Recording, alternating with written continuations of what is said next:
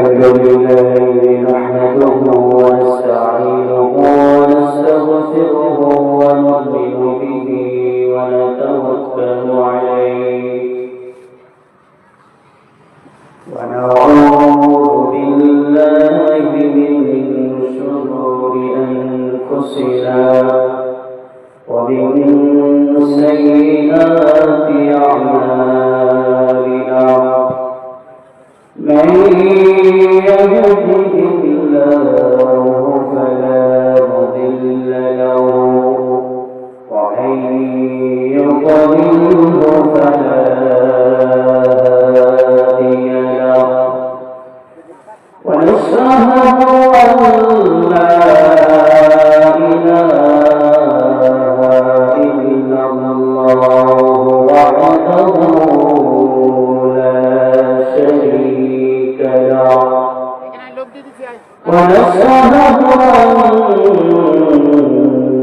سيدنا ومولانا محمدا عبده ورسوله أما بعد فقد قال الله تبارك وتعالى في كلامه المجيد وفي فرقانه الحميد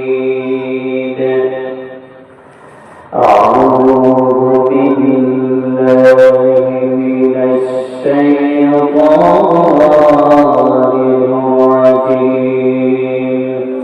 بسم الله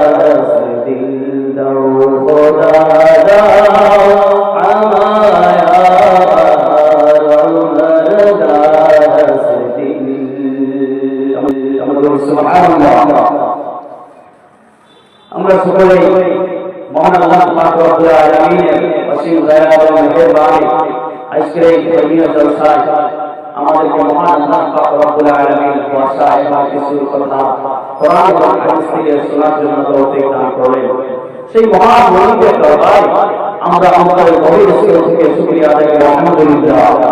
বিশ্বনবী সাল্লাল্লাহু আলাইহি ওয়াসাল্লাম দো জাহানের নবী জনাব মুহাম্মদ রাসূলুল্লাহ সাল্লাল্লাহু আলাইহি ওয়াসাল্লামের প্রতি অগণিত ভালোবাসা প্রেম ও মহব্বত আমরা সকলে বলি সাল্লাল্লাহু আলাইহি ওয়াসাল্লাম। মহান আল্লাহ পাক রব্বুল আলামিন এই গোটা বিশ্বকে একমাত্র কল্যাণ করে রেখেছে দিনের উপরে চলার মতো। যতদিন পর্যন্ত আমাদের কাছে দিন জিন্দা থাকে, যতদিন পর্যন্ত আমাদের বাড়িতে, আমাদের রাস্তা, আমাদের সমাজ, সব জায়গায় যতদিন পর্যন্ত দিনের আলো ফটফট করে জ্বলবে, ততদিন পর্যন্ত এই দুনিয়ার ভিতরে কোনো প্রকার জুলুম অত্যাচার হতে পারে না। আল্লাহ পাক রব্বুল আলামিন দেখেন বান্দাদেরকে এই দুনিয়ার ভিতরে পাঠিয়ে দিয়েছে। শুধু পাঠিয়ে দিয়ে আল্লাহ পাক রব্বুল আলামিন আমাদেরকে একাকার করে দুনিয়ার ভিতরে ছেড়ে দেন। সুবহানাল্লাহ। আল্লাহ পাক রব্বুল আলামিন বান্দাদের উপরে নজর রেখেছেন। বান্দা কোথায় কি করছে সব কিছু মহান আল্লাহ পাক রব্বুল আলামিন দেখতেছেন। বলুন সুবহানাল্লাহ। আমার ভাইয়েরা বলুন, মহান আল্লাহ পাক রব্বুল আলামিন তিনি এই গোটা বিশ্বময়কে তিনি বানিয়ে আল্লাহ পাক রব্বুল আলামিন তিনি এই দুনিয়ার ভিতরে তিনি মানুষকে সৃষ্টি করলেন। আল্লাহ তিনি এই দুনিয়ার ভিতরে আদম সন্তানকে পাঠিয়ে দিলেন। আল্লাহ পাক রব্বুল আলামিনের উদ্দেশ্য হলো আমার আদম সন্তানেরা দুনিয়ার ভিতরে যাবে, আল্লাহ পাক রব্বুল আলামিনের উপাসনা করবে। মহান আল্লাহ পাক রব্বুল আলামিনের এটাই হলো একমাত্র উদ্দেশ্য। আমার ভাইরা বন্ধুরা, ভাই সাউন্ড এমন করলেন কেন? আপনি কথা বলেন, আমি বলছিলাম যে আল্লাহ পাক রব্বুল আলামিন আমাদেরকে এই দুনিয়ার ভিতরে পাঠিয়েছেন, তেনার একমাত্র উদ্দেশ্য কি? আল্লাহর ইবাদত করা। আল্লাহ পাক রব্বুল আলামিন কোরআনুল কারীমের ভিতরে বলেন, ওয়া মা খালাকাতুল জিন্না ওয়াল ইনসা ইল্লা লিয়াবুদুন। আমি মহান রব্বুল আলামিন জিন এবং ইনসানকে সৃষ্টি করেছি। আমি মহান রব্বুল আলামিনের একমাত্র উদ্দেশ্য হয়েছে যে আমার এই আদম সন্তানেরা দুনিয়ার ভিতরে গিয়ে আমি মহান রব্বুল আলামিনের একত্ববাদের দ্বারা ঘোষণা করে দেবে। আমার বান্দারা দুনিয়ার ভিতরে গিয়ে তারা আমি রবের ইবাদত করবে। আমার ভাইয়েরা বন্ধুরা, মহান আল্লাহ পাক রব্বুল আলামিন এই জন্যই দুনিয়ার ভিতরে আদম সন্তানকে সৃষ্টি করেছেন। বলুন সুবহানাল্লাহ। আমার ভাইয়েরা বন্ধুরা, এবার সমাজের ভিতরে দেখা যায় আমরা নিজেরা অপকর্মে চলে গিয়েছি। মুসলমানের মুসলিম রাস্তাঘাটে সমস্ত জায়গায় এবার তাকালে দেখা যায় মুসলমানের উপরে নির্যাতন হচ্ছে কিনা বাবাজি? মুসলমান মারা খাচ্ছে, মুসলমানের উপরে জুলুম করা হচ্ছে। কারণ হলো এই আমরা নিজেরা নিজেদের রাস্তাকে ছেড়ে দিয়ে আমরা ভুল পথে নিজেদেরকে চালাইতেছি, ঠিক কিনা বাবাজি? আমি শুরুতে কোরআন কারীম থেকে আয়াত তেলাওয়াত করছি।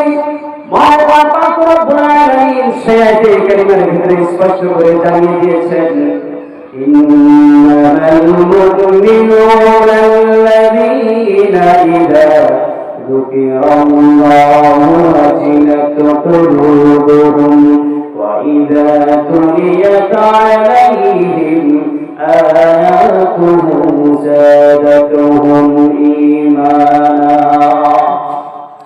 মহান আল্লাহ রাব্বুল আলামিন বলেন, ওই সমস্ত বান্দারা সত্যকারের মুমিন, ওই সমস্ত বান্দারাই প্রকৃতপক্ষে সত্যকারের মুমিন। যেই বান্দারা যখন তাদের সামনে মহান আল্লাহ পাক রব্বুল আলামিনের কথা তুলে ধরা হবে, যখন তাদের সামনে মহান আল্লাহ পাক রব্বুল আলামিনের গুণগান গাওয়া হবে, তখন তাদের অন্তর কেঁপে উঠবে। বলুন সুবহানাল্লাহ। আমার ভাইরা বন্ধুরা, আল্লাহ পাক রব্বুল আলামিন এই আয়াতে কারিমা থেকে বান্দাদেরকে মেসেজ দিতে চান, এই আমার আদম সন্তানেরা তোমরা কেমন মুমিন হতে পেরেছো, তোমরা সত্যিকারের মুমিন হতে পেরেছো কিনা ভালো করে শুনে নাও। যদি তোমরা প্রকৃতপক্ষে সত্যিকারের মুমিন হতে পারো, প্রকৃতপক্ষে যদি তোমরা সত্যিকারের মুমিন হয়ে থাকো, তাহলে তোমরা নিজেরা নিজেদের দিলকে প্রশ্ন করো। মহান আল্লাহ পাক রব্বুল আলামিনের কথা শোনার পর আমাদের অন্তরের ভিতরে আল্লাহর ভয় জাগে কি জাগে না? আমাদের অন্তরের ভিতরে আল্লাহর ভয় আসে কি আসে না? আমার ভাইয়েরা, অপরাধের ভিতরে আল্লাহ পাক রব্বুল আলামিন বলেন, ওয়া ইযা তুলিয়াত আলাইহিম আয়াতুহু যাদাতুহুম ঈমানা। আল্লাহু আকবার। মহান আল্লাহ রাব্বুল আলামিন এই আয়াতি কারিমা থেকে বান্দাদেরকে মেসেজ দিতেছেন, বান্দারা, দ্বিতীয় নাম্বার মুমিন বান্দারা কোন থাকবে?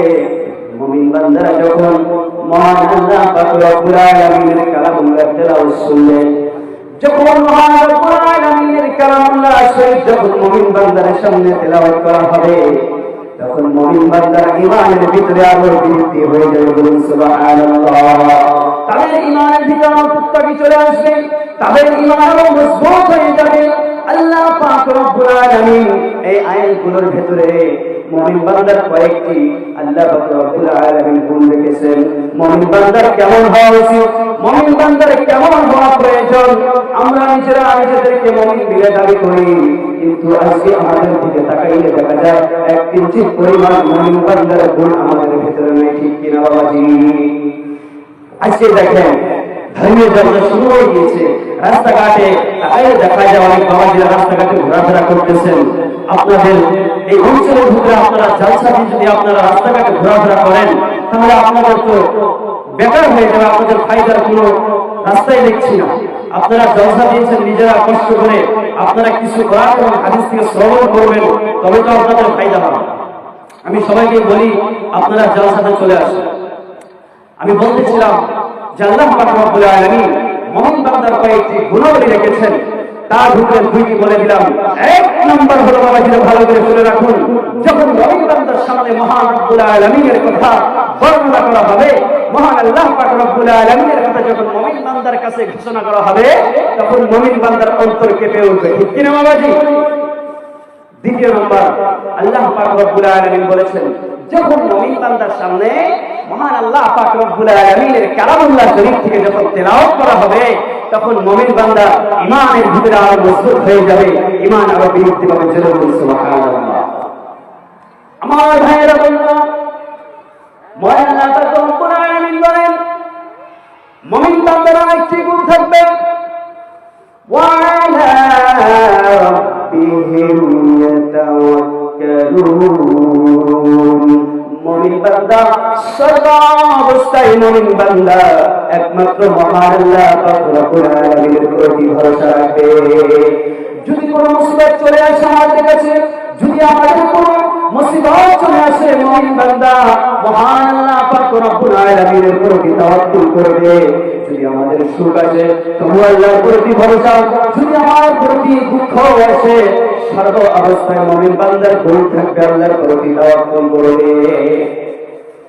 আরেকটি মুমিন বান্দার গুণ, মহান আল্লাহ পাক রব্বুল আলামিন বলেন, আল্লাযীনা ইউকিমুনাস সালাতা ওয়া মিম্মা রাযাকনাহুম ইউনফিকুন। আল্লাহু আকবার। মহান আল্লাহ রব্বুল আলামিন বলেন, মুমিন বান্দারা তারা নামাজকে কায়েম করবে, তারা নামাজ আদায় করবে। শুধু এখানে নামাজ নিজেকে আদায় করার কথা বলা হয়নি, নামাজ কায়েমের কথা বলা হয়েছে। বাবাজিরা, আল্লাহ রব্বুল আলামিন এই আয়াত থেকে তোমাদেরকে এটাই বোঝাতে চাইতেছেন, আমার সন্তানেরা, তোমরা যখন ঈমান এনেছো, তোমরা যখন আমি রবকে বিশ্বাস করেছো, তখন তোমরা আমি রবকে বিশ্বাস করার পর তোমাদের কাজ, তোমাদের পারিবারিক কাজ, তোমাদের সমাজ পরিচালনা, তোমাদের সমস্ত কিছু আমি মহান রব্বুল আলামিনের অনুযায়ী হতে হবে। কথা বলেন ঠিক কিনা? এই আয়াতে আল্লাহ পাক রব্বুল আলামিন বান্দাদেরকে জানিয়ে দিতেছেন, আল্লাযীনা ইউকিমুনাস الصلاة ومما رزقناهم ينفقون মুমিন বান্দা 4 নম্বর গুণ থাকবে মুমিন বান্দা নিজেও নামাজ পড়বে এবং তারা অপরকেও নামাজের দাওয়াত দিবে এই নামাজকে সমাজে রাস্তায় স্কুল কলেজ ইউনিভার্সিটি নামাজকে প্রসার করে দিবে কথা বলেন ঠিক কিনা আমার ভাইরা আল্লাহ রব্বুল আলামিন বলেন ওয়া মিম্মা রাযাকনাহুম ইউনফিকুন আর মুমিন বান্দার গুণ থাকবে মুমিন বান্দাকে মহান আল্লাহ পাক রব্বুল আলামিনের তরফ হইতে যা কিছু ধন সম্পদ তাকে দেওয়া হয়েছে সেই ধন সম্পদগুলি মুমিন বান্দারা মহান আল্লাহ পাক রব্বুল আলামিনের রাস্তায় খরচ করবে বলুন সুবহানাল্লাহ আমার ভাইরা বন্ধুরা আল্লাহ পাক রব্বুল আলামিন এই কয়েকটি মুমিন বান্দাদের গুণাবলী মুমিন বান্দার কেমন হওয়া উচিত মুমিন বান্দা কাদেরকে বলে এই আয়াতের ভিতরে আমরা লক্ষ্য করলে বুঝতে পারবো মুমিন বান্দাদের কেমন গুণ হওয়া উচিত আল্লাহ পাক রব্বুল আলামিন এবার থেকে বলতেছেন ও আমার সন্তানেরা তোমরা যারা পরিপূর্ণপক্ষে মুমিন হতে পেরেছো তাদের জন্য আল্লাহ পাক রব্বুল আলামিন বলেন উলাইকা হুমুল মুমিনুনা হাক্কান লাহুম দারাজাতুন ইনদা রাব্বিহিম ওয়া মাগফিরাতুন ওয়া রিজকুন কারীম আল্লাহু আকবার মহান আল্লাহ রাব্বুল আলামিন মুমিন বান্দাদেরকে বলতেছেন ও আমার মুমিন বান্দারা তোমরা যারা আমি রবকে বিশ্বাস করেছো যারা তোমাদের মধ্যে থেকে আমি রবকে মেনে নিয়েছি আল্লাহ পাক রব্বুল আলামিন বলে উলাইকা হুমুল মুমিনুনা হাক্কান প্রকৃতপক্ষে ওই সমস্ত বান্দারাই হলো সত্যিকারের মুমিন যারা নামাজকে কায়েম করবে এবং আল্লাহ পাক রব্বুল আলামিনের দেওয়া ধন সম্পদ থেকে আল্লাহর রাস্তায় ব্যয় করবে এবং সুবহানাল্লাহ তাদের মর্যাদা কোথায় মহান আল্লাহ পাক রব্বুল আলামিন ওই সমস্ত মুমিন বান্দাদেরকে ডেকে বলতেছেন লাহুম দারাজাতুন ইনদা রাব্বিহিম ওয়া মাগফিরাতুন ওয়া রিজকুন কারীম আমার সন্তানেরা তোমরা জানো কি তোমরা যখন রবকে বিশ্বাস করবা রবের প্রতি যখন ঈমান আনবা তোমাদের মর্যাদা কোথায় থাকবে আল্লাহ পাক রব্বুল আলামিন এই আয়াতের থেকে বান্দাদেরকে জানিয়ে দিতেছেন আমার বাবাজিরা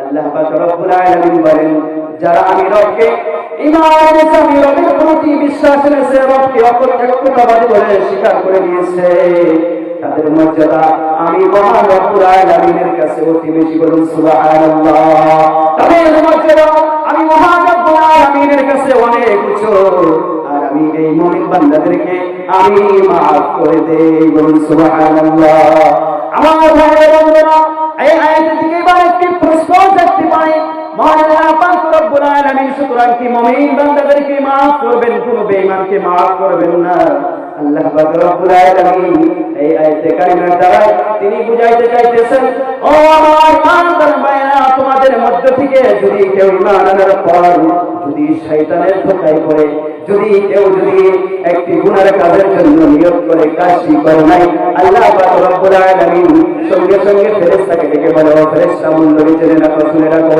যখন আমার কোন মুমিন বান্দা একটি গুনার কাজের নিয়ত করবে সুতরাং গুনাহটি করে নাই শুধুমাত্র নিয়ত করেছে তুমি নিয়তের বদলে কোনো গুনাহ লিখবা না যতক্ষণ না পর্যন্ত সেই বান্দা গুনাহটি করেই ফেলবে ততক্ষণ পর্যন্ত তার আমলনামায় কোনো গুনাহ লেখা হবে সুবহানাল্লাহ আমার ভাইরা বন্ধুরা এই আয়াত থেকে আমরা বুঝতে পারি আল্লাহ পাক রব্বুল আলামিন তিনি বান্দাদেরকে বলেছেন হে আমার আদম সন্তানেরা যখন তোমরা মুমিন হওয়ার পর যখন শয়তানের ধোঁকায় পড়ে যখন তোমরা গুনাহ করতে চাইবা গুনাহটি করবা না শুধু নিয়ত করবা আল্লাহ পাক রব্বুল আলামিন ফেরেশতাকে মানা করে দিয়েছে তারা আমলনামায় কোনো গুনাহ লেখো না আজ যখন বান্দাটি কোনো কারণবশত গুনাহটি করেই ফেলবে আল্লাহ পাক রব্বুল আলামিন কেমন মেহেরবান দয়ালু তিনি বলেন ফেরেশতা যদি আমার বান্দা ভুলবশত যদি গুনাহ করেই ফেলে তার আমলনামায় একটি গুনাহ লিখে দিবা, একটি মাত্র গুনাহ লিখে দিবা। আর যদি আমার কোন বান্দা মুমিন বান্দা যদি একটি পূর্ণাঙ্গ যদি একটি নেক আমলের শুধু নিয়ত করে, কাজটি করে নাই, শুধু নিয়ত করেছে, মহান আল্লাহ পাক রব্বুল আলামিন ফেরেশতাকে ডেকে বলে, ও ফেরেশতা, যখন আমার এই মুমিন বান্দা একটি পূর্ণাঙ্গ নেক কাজের নিয়ত করেছে, কাজটি করে নাই, শুধু নিয়ত করেছে, তুমি নিয়তের বদলে তার আমলনামায় একটি সওয়াব লিখে দাও। সুবহানাল্লাহ। তাহলে বোঝা গেল যে আল্লাহ পাক রব্বুল আলামিন আমাদেরকে দয়া করেন, ঠিক না? শুধু নেক কাজের জন্য আমাদেরকে শুধু নিয়ত করলেই আল্লাহ পাক রব্বুল আলামিন আমাদের আমলনামায় একটি করে সওয়াব লিখে দেন। বলুন সুবহানাল্লাহ। আমার ভাইয়েরা, বন্ধুরা, মহান আল্লাহ পাক রব্বুল আলামিন তিনি জানাইতেছেন যখন আমার বান্দা কাজটি পরিপূর্ণ করে ফেলবে, আল্লাহ পাক রব্বুল আলামিন ফেরেশতাকে বলে, ফেরেশতা, তুমি ওই একের ডান পাশে আরো 10টি ইসমাল লাগিয়ে তার নেকি আরো বেশি করে দাও। সুবহানাল্লাহ। আমার ভাইয়েরা, বন্ধুরা, ভালো করে শুনে রাখুন। আজকে যে ধর্মীয় জলসা আপনাদের সামনে তুলে ধরা হয়েছে, এটি হলো একটি মাদ্রাসার অনুষ্ঠান। এই মাদ্রাসার অনুষ্ঠানে এমন একটি অবদান আপনাদের জন্য মহান আল্লাহ পাক রব্বুল আলামিন আপনাদেরকে দিয়েছেন, এমন একটি রহমতের বাগান আপনাদেরকে দিয়েছেন, যেই রহমতের বাগানের ভিতরে রাত দিন 24 ঘন্টা আল্লাহর জিকির হয় কিনা বাবাজি বলেন? আমার ভাইয়েরা, বন্ধুরা, এই মাদ্রাসা এমন একটি মাদ্রাসা যেই মাদ্রাসার ভিতরে হাফিজে কোরআন বানানো হয়, যেই মাদ্রাসার ভিতরে আলিম উলামা বানানো হয়। কথা বলেন ঠিক কিনা?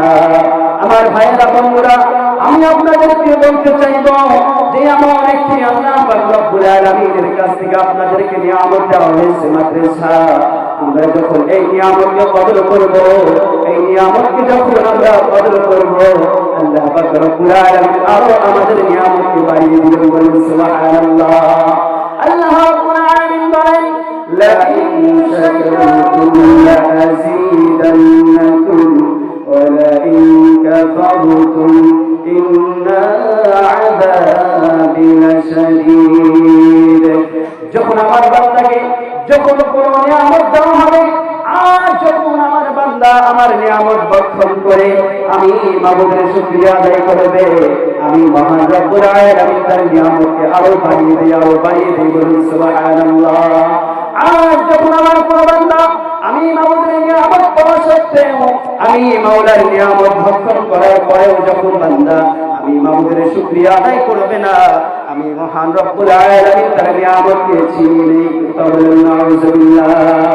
ভাইরা আমার, এই মাদ্রাসা যে মাদ্রাসা আপনাদের জন্য দেওয়া হয়েছে, এটা কিন্তু আল্লাহ পাক রব্বুল আলামিনের তরফ থেকে হুকুম হয়েছে, তবেই আপনাদের কাছে নিয়ামতটি চলে এসেছে। কথা বলেন বাবা, ঠিক কিনা? আল্লাহ পাক রব্বুল আলামিন তিনি কোরআনুল কারীমের ভিতরে বলেন, ইন্নাল্লাযীনা ক্বালু রাব্বুনাল্লাহ সুম্মা ইসতাকামু তাতানাজ্জালু আলাইহিমুল মালায়েকা আল্লা তাখাফু ওয়া লা তাহজানু ওয়া আবশিরু বিল জান্নাহ। সুবহানাল্লাহ।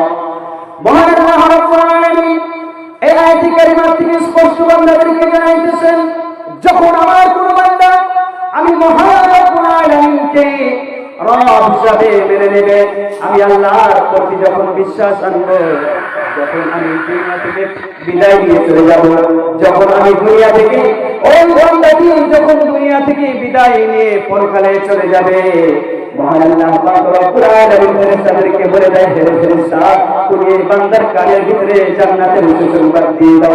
সুবহানাল্লাহ। আমার ভাইরা, বন্ধুরা, যখন কোন বান্দার বান্দা যখন দুনিয়া থেকে বিদায় নেয়, আল্লাহ পাক রব্বুল আলামিন ফেরেশতা যায় সেই বান্দার কানের ভিতরে জান্নাতের সুসংবাদ দেয়। আল্লাহ ফেরেশতাকে ডেকে বলে, ফেরেশতা, আমার এই মুমিন বান্দা যখন দুনিয়া থেকে বিদায় নেবে তুমি তাকে কোনো প্রকার ভয় দেখাবে না, তাকে কোনো প্রকার কষ্ট দিবা না। কারণ হলো এই বান্দা দুনিয়ার ভিতরে আমার সঙ্গে অনেক মায়া রেখেছে, আমি মাওলার সঙ্গে মহব্বত রেখেছে, এই বান্দাটা আমার অনেক আদরের বান্দা। জুড়ে বলুন সুবহানাল্লাহ। যখন কোন বান্দাকে দুনিয়া থেকে যখন বিদায় দেওয়া হয় বাবাজিরা আমার, তখন আল্লাহ পাক রব্বুল আলামিনের ফেরেশতা বান্দার কাছে চলে আসে, এসে কানে কানে বলতে থাকে, কোনো ভয় করো না, কোনো চিন্তাও করো না, কোনো ভয় করো না, কোনো চিন্তাও করো না। তখন আল্লাহ পাক রব্বুল আলামিন ফেরেশতাকে বলে, ফেরেশতা তুমি এই বান্দার কানের ভিতরে জান্নাতের সুসংবাদ দিয়ে দাও, আর তুমি এই বান্দার চোখের সামনে জান্নাতের চিত্রটা তুলে ধরে বলুন সুবহানাল্লাহ। আমার ভাইয়েরা বন্ধুরা, দেখেন এই দুনিয়া থাকার জায়গা নয়, এই দুনিয়া হলো আমাদের ক্ষণস্থায়ী, আর আখিরাত হলো আমাদের চিরস্থায়ী জায়গা। এই দুনিয়া আমরা চিরকাল থাকতে পারবো না, এই দুনিয়া হলো ক্ষণস্থায়ী বাবাজিরা। তাহলে প্রশ্ন এবার, আল্লাহ পাক রব্বুল আলামিন আমাদেরকে কেন দুনিয়ার ভিতরে পাঠাইলেন? হুজুর আমাদেরকে একটু বলে দেন, আসবে না নাই কথা? আল্লাহ পাক রব্বুল আলামিন এই বিষয়ে ভিতরে বলেছেন, আমি মানুষকে সৃষ্টি করার একমাত্র উদ্দেশ্য হলো আমি মহান রব্বুল আলামিন দেখতে চাই যে বান্দারা দুনিয়ার ভিতরে গিয়ে কে কার থেকে বেশি ভালো আমল করে আমি মহান রব্বুল আলামিনের কাছে আসতে পারে। আল্লাহ পাক রব্বুল আলামিন সেই আমলটুকু দেখবেন, বলুন সুবহানাল্লাহ। আমার ভাইরা বন্ধুরা, দুনিয়াতে আসলে থাকার জায়গা নয়। দেখেন আমাদের জন্য আল্লাহ পাক রব্বুল আলামিন এত সুযোগ সুবিধা দিয়েছেন, তবুও আমরা সওয়াবের কাজগুলো আমরা ছেড়ে ছেড়ে চলি। কথা বলেন ঠিক কিনা? দেখেন এত বড় একটি প্রতিষ্ঠান, আমি কিছু দিয়ে এক কথায় মাদ্রাসার প্রতিষ্ঠানের কথা কিছু নিয়ে আলোচনা করবো, আমি আমার বক্তব্য শেষ করে দেব। দেখেন একটা যুগে লাইট ছিল না, কথা বলেন ঠিক কিনা? লাইট এই যুগে এসছে, আগের যুগে ছিল না। রাস্তাঘাটে অন্ধকার ছিল।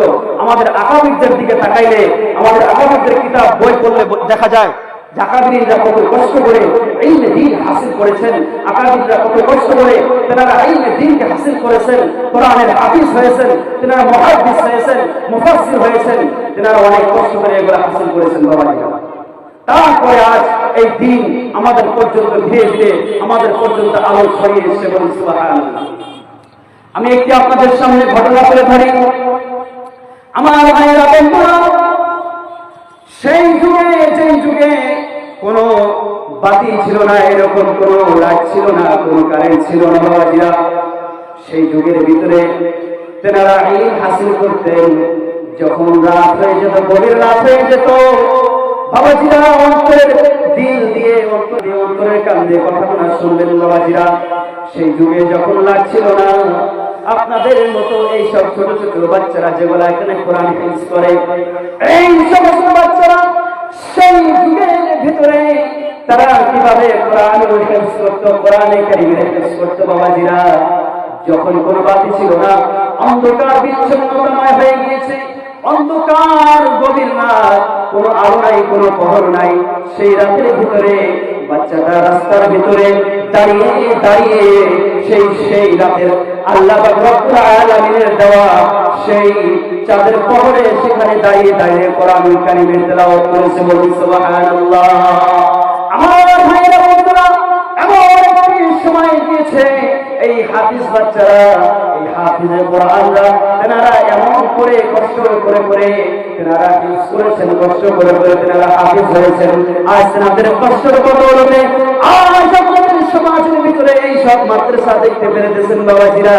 তেনারা যদি কষ্ট করে যদি সেখানে যদি কোরআনুল কারীমের যদি তেনারা দরস যদি না শিখতেন, সেখানে যদি তারা যদি কোরআনুল কারীমের চর্চা যদি না শিখতেন, আজকে আল্লাহ পাক রব্বুল আলামিন যদি আমাদেরকে এইভাবে যে মাদ্রাসা দিয়েছেন, তেনারা কষ্ট না করলে সব আমরা পাইতাম না। কথা বলেন ঠিক কিনা?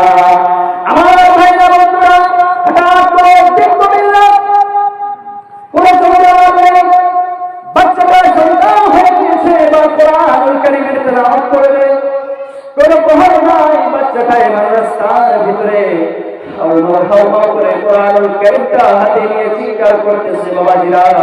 তখন একটি মজার গভীর রাতের ভিতরে যখন মা খেয়ে যখন গভীর রাতের ভিতরে দোকান থেকে বাড়িতে ফিরে যাইতেছে বাবাজিরা, তখন যখন সেই মাদারুর চোখের ভিতরে ধরা পড়লো একটা ছোট বাচ্চা রাস্তার ভিতরে দাঁড়াইয়া দাঁড়াইয়া কান্না করতেছে, তখন মাদারুর দিনের ভিতরে মায়া এসে গেল। সেই বান্দা এবার এসে সেই তাবেঈকে জিজ্ঞাসা করতেছে, বাবা তোমার কি অসুবিধা, তুমি এত রাতের ভিতরে তুমি এখানে কেন কান্না করতেছো রে বাবা? তখন সেই ছোট বাচ্চাটা তখন সেই বান্দাকে বলে, ও আমার বাবাজান, আমি এই জায়গায় এই মাদ্রাসার ভিতরে আমি পড়াশোনা করি, কিন্তু কোনো অসুবিধার কারণে আজকে রাতের ভিতরে কোনো হালত নাই, কোনো পহর নাই, কোনো বাতি নাই, আর আমি মহান আল্লাহ পাক রব্বুল আলামিনের কালামুল্লাহ শরীফকে তেলাওয়াত করব, কোনো আলো নাই, অন্ধকার, আমি চোখে দেখতে পারতেছি না, আল্লাহর কালাম আমি তেলাওয়াত করব, কিন্তু আমি কোনো আয়াত দেখতে পারতেছি না অন্ধকারের জন্য।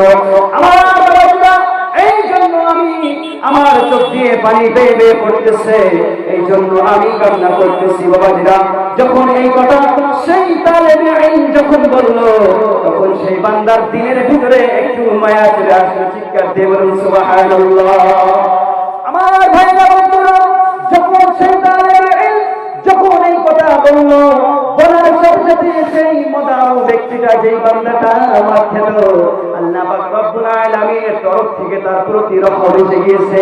তখন সেই বান্দাটা সেই ছোট বাচ্চাটাকে সঙ্গে করে নিয়ে তখন সেই গভীর রাতে একটা দোকানের ভিতরে গেলেন। দোকানের ভিতরে যাওয়ার পর সেই বাচ্চাটাকে হাইতেল জ্বালানের মতো কিছু তেল তার হাতে কিনে তুলে দিলেন। জোরে বলুন সুবহানাল্লাহ। আমার ভাইরা বন্ধুরা, যখন এই বাচ্চাটা যখন পড়াশোনা হাসিল করে, ইলমে দ্বীন হাসিল করে যখন বড় হয়ে গিয়েছে, তখন এই বাচ্চাটার স্বপ্নের ভেতরে সেই বান্দাকে দেখতে পেল। সেই বান্দা যেন আল্লাহর জান্নাতের ভিতরে সেই বান্দা হাসি খুশিতে কাটাইতেছে। চিৎকার দিয়ে বলুন সুবহানাল্লাহ। কিসের বদলতে? যে সেই বান্দা একটি মাদারু ছিলেন। সুতরাং আল্লাহ পাক রব্বুল আলামিনের কোরআনের মায়ায়, এই মাদ্রাসার মায়ায়, তালিবে ইলমের মায়ায় আল্লাহ পাক রব্বুল আলামিনের কালামুল্লাহ শরীফ তেলাওয়াত করবে সেই বাচ্চাটি। আর সেই বাচ্চা গভীর রাতে অন্ধকারের জন্য তেলাওয়াত করতে পারতেছেন না বাবাজিরা, সেই জন্য সেই মাদারু ব্যক্তি কি করলেন? সেই ছোট্ট বাচ্চাটাকে একটু কেরাসিন বা একটু ডিজেল পেট্রোল কিনে সেই বাচ্চাটার হাতের ভিতরে তুলে দিলেন। আর সেই বাচ্চাটা নিয়ে যখন হারিকেল জ্বালিয়ে আবার কোরআন তেলাওয়াত করা শুরু করে দিল, তখন সাথে সাথে আল্লাহর রহমত বর্ষিত হয়েছে কিনা? জোরে বলুন।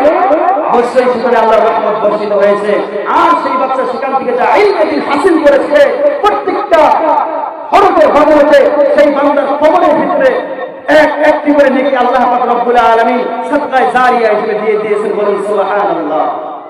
আমার বাবাজিরা, হাদিসের ভিতরে এসেছে, এই দেখুন আপনাদের যে মাদ্রাসা আছে, এই মাদ্রাসার ভিতরে যদি আপনাদের কোনো একটি বাচ্চার পেছনে যদি এমন বাচ্চা আছে, এই ঠান্ডার সিজন চলে এসেছে বাবাজিরা, অনেক বাচ্চাদের দিকে তাকাইলে দেখা যায় মা নাই, বাবা নাই, এরকম বাচ্চা আছে কিনা মাদ্রাসার ভিতরে ভাইরা?